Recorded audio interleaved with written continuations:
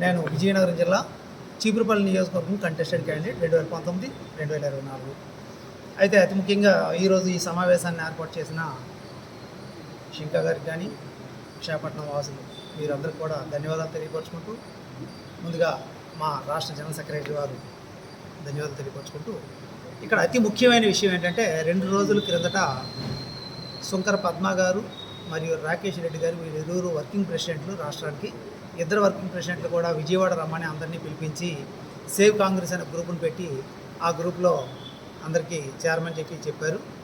మొత్తం మీద ఏదేమైనా అక్కడ ఎందుకు మీటింగ్ పెట్టారు అని అంటే ఆఖరికి అర్థమైన విషయం ఏంటంటే కంచే చేను వేస్తే అనే దానికి జవాబు క్లియర్గా అర్థమవుతుందండి.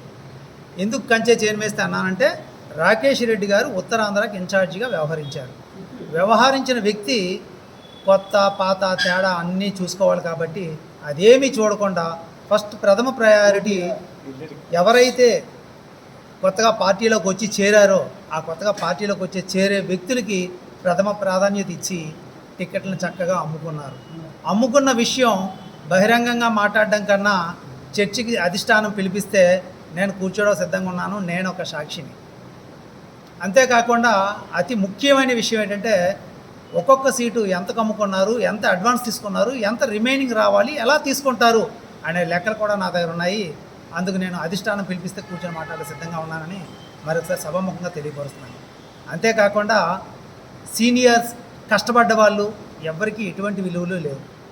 ఇక్కడ ఒక్కటే వారికి ఏమి లాభం అంటే వారికి అంటే ఎవరు, వర్కింగ్ ప్రెసిడెంట్ గారికి రాకేష్ రెడ్డి గారికి ఏంటి లాభం ఆ వ్యక్తులు మాత్రమే తీసుకోవడం జరిగింది.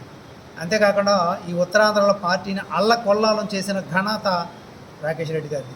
నిన్నేవో 100 కోట్లు వచ్చాయి పంచారు అది ఇదని చెప్తున్నారు. వీళ్ళు ఏమైనా చూసారా? సాక్ష్యాధారాలు ఉన్నాయా?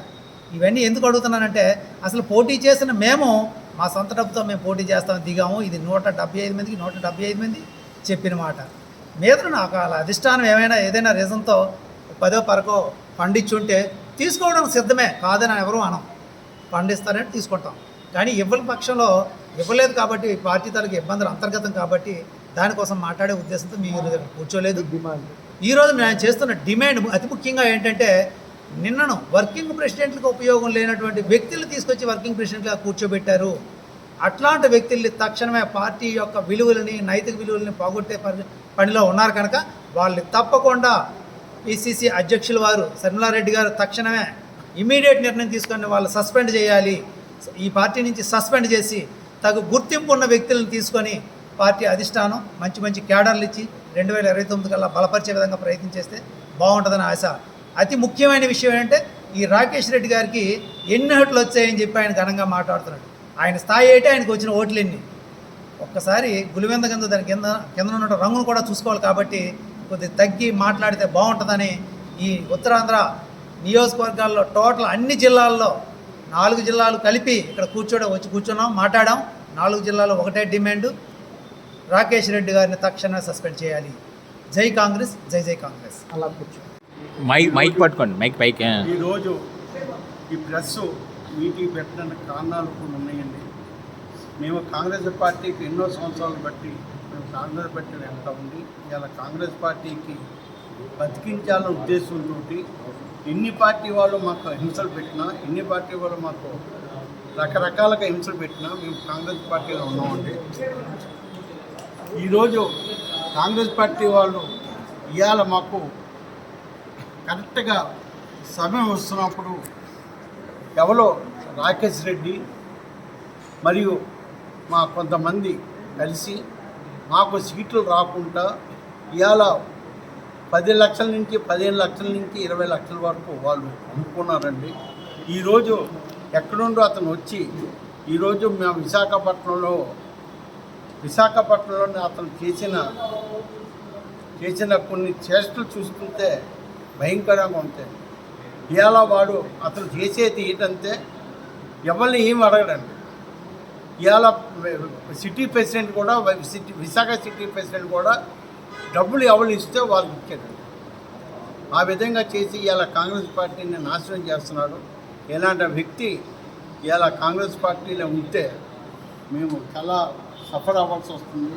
దయచేసి ఇలాంటి వ్యక్తుల్ని మీరు దూరంగా ఉంచితే కాంగ్రెస్ పార్టీ మళ్ళీ బతుకుతుందండి.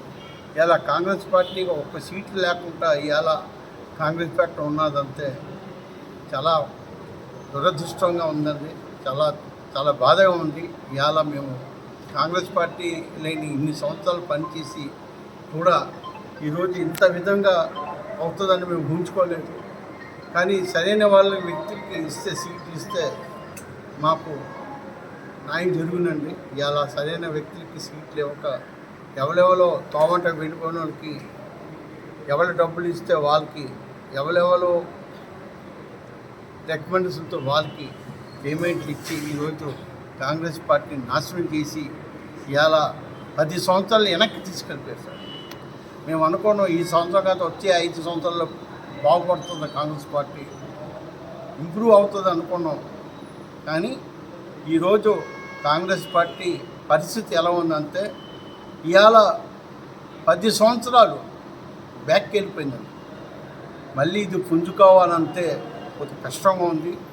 ఇప్పటికీ కూడా కాంగ్రెస్ పార్టీని ఒక గాడిలో పెట్టాలని అవతల రాహుల్ గాంధీని సోనియా గాంధీని మేము కోరుకునేది ఒకటే, దయచేసి మన ఆంధ్రప్రదేశ్లోని విశాఖపట్నంలో కొంచెం మార్పులు తీసుకురండి, కష్టపడిన వాళ్ళకి సీట్లు ఇవ్వండి, చాలా బాగుంటుందని మేము ఆశిస్తున్నాం. దయవుంచి మీ మీడియా ద్వారాగా ఈ సందేశం పంపిస్తారని మేము ఆశిస్తున్నాం.